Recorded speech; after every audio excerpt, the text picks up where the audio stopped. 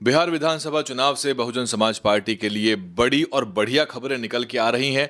Bahujan Samaj party ने एक तरह से विरोधियों को परेशान कर रखा है, क्योंकि वहां एआईएमआईएम ने 2 सीटों पर बसपा को अपना समर्थन दे दिया है। ये एक बड़ी खबर है, क्योंकि जो सामाजिक न्याय की बात करती हैं पार्टियां, वो भाजपा के एक तरह से परिवारों के प्रत्याशियों को समर्थन देती हैं।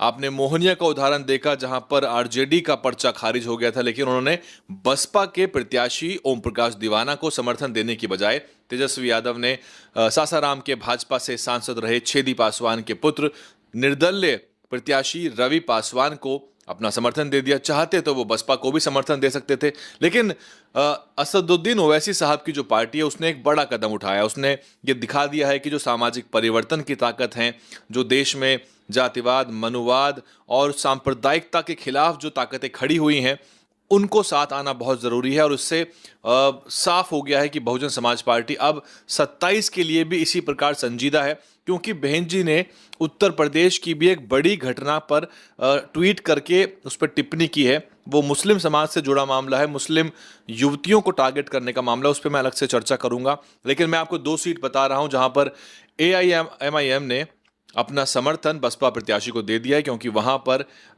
मजलिस का प्रत्याशी नहीं है। ये बड़ी खबर है। इससे विरोधी खेमे में हड़कंप है, हलचल मच गई है, क्योंकि उसमें से एक सीट तो वो सीट है जो बसपा बस जीतते जीतते रह जाती है या हरा दी जाती है। वो सीट है रामगढ़ की। रामगढ़ से संतोष यादव बसपा के प्रत्याशी हैं, और वहां पर अभी जो उपचुनाव भी हुआ था हालिया, उसमें भी उनको 1300 मतों का अंतर रह गया। उससे पहले भी जो चुनाव हुए थे विधानसभा के बिहार के, उसमें भी वो एक मार्जिनल वोट से वो जीतते जीतते रह गए। लेकिन इस बार एआईएमआईएम ने रामगढ़ की सीट पर बसपा प्रत्याशी को, जो पिंटू यादव के नाम से जाने जाते हैं, उनको अपना समर्थन दे दिया है। केवल ये सीट नहीं, इसके अलावा बक्सर विधानसभा से बसपा के प्रत्याशी अभिमन्यु कुशवाहा को भी एआईएमआईएम ने अपना समर्थन दे दिया है। ये राजनीतिक हलकों में बड़ी खबर है, क्योंकि पिछली बार बसपा का एआईएमआईएम से चुनावपूर्ण गठबंधन था। उसमें बसपा को 1 सीट मिली थी और मजलिस को मिली थी 5 सीटें। तो बड़ा फायदा हुआ था, और कंसोलिडेशन करना जरूरी है।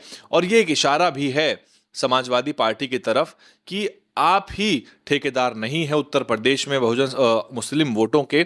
वहां पर एआईएमआईएम भी बसपा के साथ आ सकती है, अगर आप जो है क्योंकि उत्तर प्रदेश से जो मुस्लिम एक तरह समाज को लेकर टिप्पणी निकल के आई है भारतीय जनता पार्टी खेमे की तरफ से, उस पर हम चर्चा करेंगे, इसमें उसको नहीं छेड़ते, वो बहुत महत्वपूर्ण है। लेकिन दूसरी सीट जो है बक्सर की, उसमें अभिमन्यु कुशवाहा को समर्थन प्राप्त हो गया है एआईएमआईएम को। तो बड़ी खबर है ये, क्योंकि मोहनिया का उदाहरण आप ले लीजिए। मोहनिया में राजद प्रत्याशी का पर्चा खारिज हुआ। तेजस्वी यादव चाहते तो बसपा बनाम भाजपा की सीधी लड़ाई में बसपा के साथ वो खड़े हो सकते थे, लेकिन क्योंकि उनका प्रत्याशी का पर्चा रद्द हुआ, उन्होंने वहां के एक निर्दलीय प्रत्याशी जो कई बार से चुनाव लड़ रहे हैं, सपा से भी चुनाव लड़ चुके हैं, रवि पासवान, जो कि सासाराम से भाजपा के पूर्व सांसद रहे छेदी पासवान जी के पुत्र हैं, उनको अपना समर्थन दे दिया। तो ये सारी कहानी है। आपको समझ में आ रहा होगा कि नूरा कुश्ती जो है पार्टियों में बड़ी चल रही है, और बसपा इन सबसे अलग इसलिए भी रहती है क्योंकि ये आपसी तालमेल की राजनीति करते हैं। आपने दिल्ली विधानसभा का चुनाव देखा होगा, किस तरह से कांग्रेस पार्टी ने दिल्ली विधानसभा का चुनाव लड़ा ही नहीं, एकदम उसको हथियार डाल दिए, वॉकओवर दे दिया भारतीय जनता पार्टी को, ताकि आम आदमी पार्टी को सत्ता से उखाड़ा जा सके। और भविष्य में सत्ता का क्या करना है ये देख लेंगे। फिलहाल उन्होंने भाजपा को सत्ता दिल्ली में सौंप दी। जिस तरह का काम आम आदमी पार्टी कर रही थी, उसी तरह का खराब काम अब भारतीय जनता पार्टी, वही जो शोशेबाजी की, दिखावे की राजनीति, मीडिया कैमरा की जो राजनीति होती है, वही कर रही। बहरहाल बिहार में बहन जी की 6 तारीख को कैमूर में भभुआ विधानसभा में जो एयरपोर्ट ग्राउंड है, वहां पर बहन जी की रैली है, उसकी तैयारियां चल रही हैं। और आपने शायद सोशल मीडिया पर देख लिया होगा, मैं आपको बीच में रिपोर्ट नहीं दे पाया क्योंकि मैं जलंधर गया था, मुझे एक कार्यक्रम में जाना था। वहां की रिपोर्ट भी मैं आपको दिखाऊंगा। बाबा साहब का बहुत शानदार स्कूल जलंधर में बना हुआ है, जिसका नाम Bodhisattva Ambedkar public senior secondary school है। 12वीं तक का स्कूल, जहां का बच्चा बच्चा जय भीम बोलता है। इस स्कूल की रिपोर्ट देखने के लिए भी आप इंतजार करिएगा। सब्सक्राइब कर लीजिए, क्योंकि आप में से अधिकतर लोग हमें सब्सक्राइब नहीं करते हैं। हमारे 75% दर्शक नॉन सब्सक्राइबर हैं। सब्सक्राइब करना यूट्यूब पर निशुल्क होता है। फेसबुक पेज को लाइक कर लीजिए, फेसबुक के दर्शक यूट्यूब पे सब्सक्राइब करें, यूट्यूब के दर्शक हमारे फेसबुक पेज को ढूंढ के डीएनएन हिंदी के नाम से तुरंत आएगा, आप सब्सक्राइब कर लीजिए। अभी हालिया मैंने रामजी गौतम साहब जो कि राज्यसभा सांसद और बिहार के प्रभारी भी हैं, उनका मैंने इंटरव्यू किया जो कि लगभग 2 लाख लोगों से ऊपर केवल यूट्यूब पर ही देखा गया, लेकिन आप में से 75% उसके नॉन सब्सक्राइबर व्यूअर थे। यानी कि 2 लाख में से अगर हम 70% भी लगाएं तो 1,40,000 ऐसे लोगों ने उस वीडियो को देख लिया जो सब्सक्राइब करके नहीं गए। अगर आपने थोड़ा भी सब्सक्राइब किया होता तो 10-20 हज़ार सब्सक्राइबर बढ़ते। और याद रखिए कि हमारे चैनलों को जो देश की जातिवादी ताकतें हैं, जो दलित समाज, अम्बेडकरवादी समाज के, बहुजन समाज के विरोध में काम करती हैं, वो ऐसे चैनलों को ग्रो नहीं होते देखना चाहती। यहाँ तक कि कांग्रेस पार्टी जो है उसके निशाने पे भी हमारा चैनल रहता है, क्योंकि हम हमेशा भाजपा और कांग्रेस पार्टी की एक सांस में मुखालफत करते हैं। क्योंकि जो बात बाबा साहब ने हमको बताई, जो बात मान्यवर कांशीराम ने बताई, वो बात 100% सच है। वो अलग बात है कि राजनीतिक मजबूरियों के चलते कांग्रेस के तरफ भी बहुत बड़ी संख्या में दलित समाज का वोट कई राज्यों में जाता है, क्योंकि वो एक भाजपा को हराने की बात करती है। लेकिन इससे कांग्रेस को कोई क्लीन चिट नहीं मिल जाती, उसको वॉकओवर नहीं मिल जाता, उसको परखा जाएगा। बिहार में आप देखिए, बीएसपी उत्तर प्रदेश से जो लगा इलाका है, वहां पर बहुत ताकत के साथ चुनाव लड़ रही है। और बिहार के दलित समाज को, मुस्लिम समाज को ये सोचना चाहिए कि उनको ये जो एक बाइनरी है दोनों तरफ की, महागठबंधन और एनडीए की, इससे बाहर निकलने का प्रयास करना चाहिए। 2, 4, 5, 6 सीटें अगर बीएसपी के खाते में चली जाएंगी तो एक ऐसी आवाज निकल के आएगी जो इसमें जनता का जो फुटबॉल बनता है, जो बहुजन समाज का फुटबॉल बनता है, उससे बाहर निकल पाएंगे आप। और बीएसपी के जो विधायक होंगे वो दमदारी से आपकी बात जो है वो विधानसभा में उठाएंगे।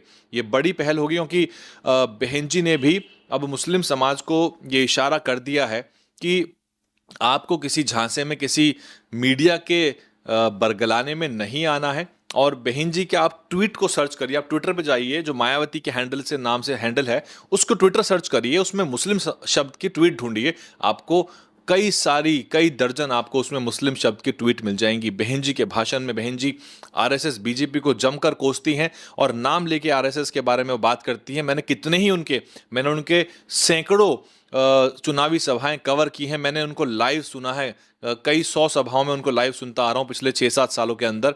मैंने अपने कानों से सुना है किस तरह से। लेकिन वही है कि बीएसपी का सोशल मीडिया मैनेजमेंट उतना अच्छा नहीं है, प्रोजेक्शन नहीं कर पाती, असली चीज़ों को निकाल के नहीं आ पाती। और फिर जब 9 अक्टूबर की ऐसी बड़ी रैली जिसने नींद और चैनो अमन खो दिया, एक तरह से उड़ा दिया विरोधियों का, सपाइयों का, भाजपाइयों का, उस पर जब एक शब्द ढूंढकर वो मीडिया में टारगेट करते हैं तो उनको किसी ना किसी तरह बसपा को एक तरह से डिमोनाइज करना होता है, बसपा को उसकी छवि खराब करनी होती है। और बसपा जो है काउंटर अटैक नहीं कर पाती है, फिर बसपा जो है एक तरह से उसमें शांत हो जाती है। लेकिन इससे बसपा की ताकत खत्म नहीं होती।